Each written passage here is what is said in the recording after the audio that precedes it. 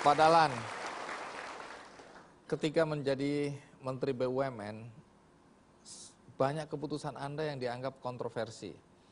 Antara lain ketika Anda mengganti direksi beberapa BUMN, Anda dianggap menabrak aturan-aturan main, karena sebagian dari BUMN itu adalah perusahaan publik, sehingga Anda seharusnya melalui RUPS untuk mengganti mereka, tapi Anda main ganti-ganti sembarangan. Boleh tahu dasar pemikiran Anda apa?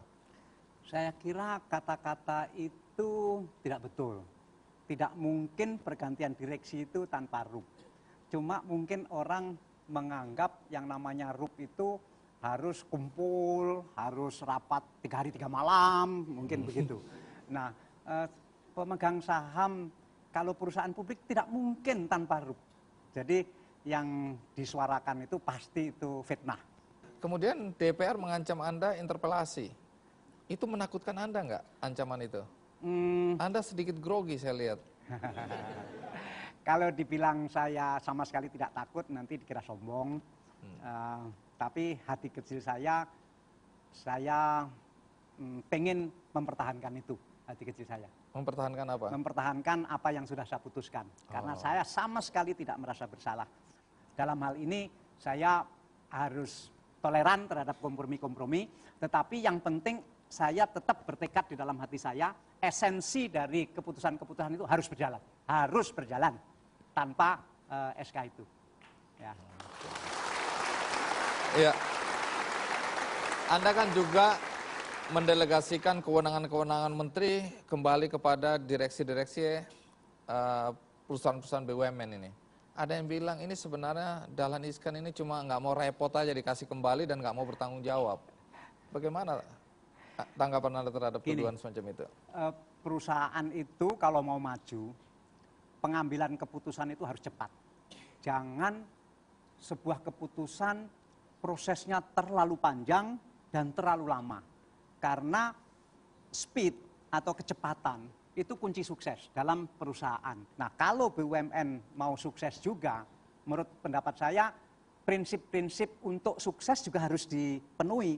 Jangan mintanya sukses, tapi prinsip-prinsip menuju sukses itu tidak mau. Ini kan juga tidak logis juga, begitu.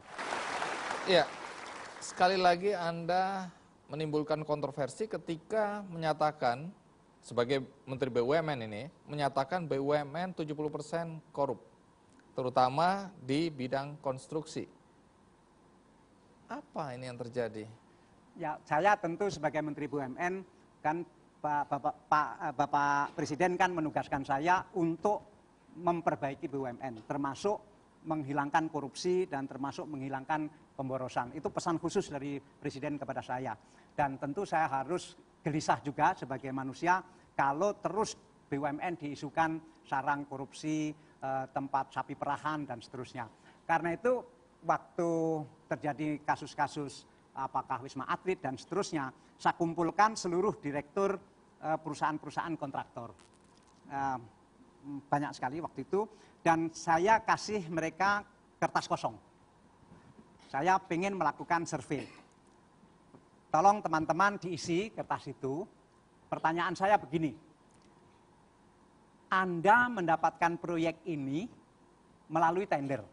Apakah tender yang Anda lakukan itu jujur atau ada permainan?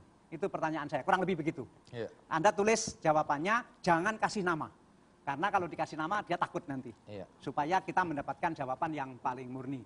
Tujuan saya tidak untuk membongkar-bongkar yang lalu, saya ingin mencari jalan bagaimana memperbaiki ini. Karena orientasinya harus ke depan. Nah, kemudian jawabannya itulah, 70% mereka itu mendapatkan proyek dengan tender yang tidak fair. Nah, apakah benar Anda melarang direksi dan karyawan BUMN menjadi anggota dan atau pengurus partai politik? Iyalah, itu sudah sebaiknya begitu. Karena tanpa itu pun suara-suara sudah seperti ini, karena harus agak tegas memang di bidang itu. Bahkan Anda melarang karyawan BUMN untuk aktif dalam kampanye-kampanye, terutama kampanye. Oh iya, kampanye... pasti itu nggak boleh kalau itu. Itu itu harus dilarang total. Anda melanggar hak asasi manusia ini. Perusahaan kalau mau sehat, kalau mau baik, harus menjaga integritas. Dan harus disadari bahwa BUMN ini bukan miliknya satu orang, bukan miliknya satu golongan, itu harus disadari sepenuh-sepenuhnya, sehingga netralitas di situ betul-betul harus ditegakkan.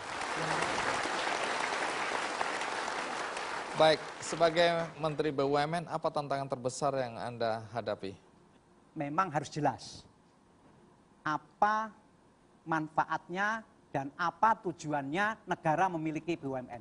Ini harus jelas, tidak boleh asal begitu saja.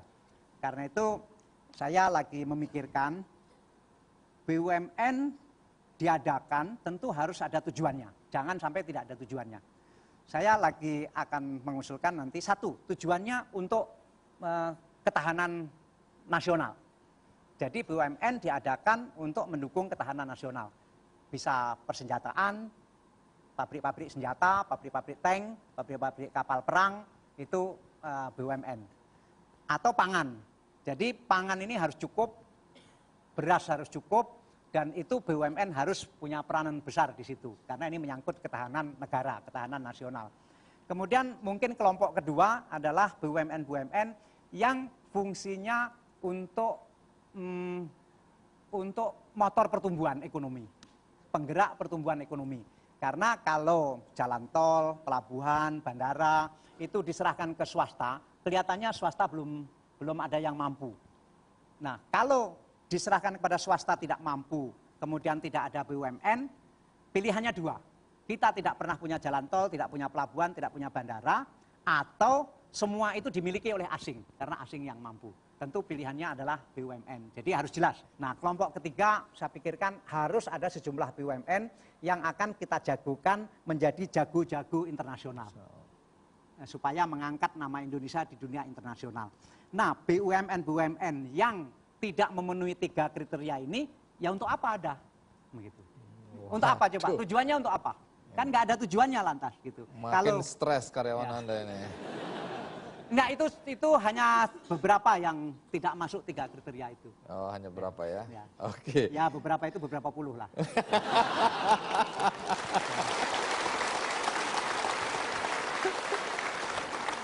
Baik, kegiatannya yang begitu banyak, yang menyita pikiran dan juga tenaga, membuat banyak orang khawatir akan kesehatan Dahlan Iskan. Nah, bagaimana seorang Dahlan menjaga kesehatannya sesudah ganti hati? Ikuti terus Kick Andy.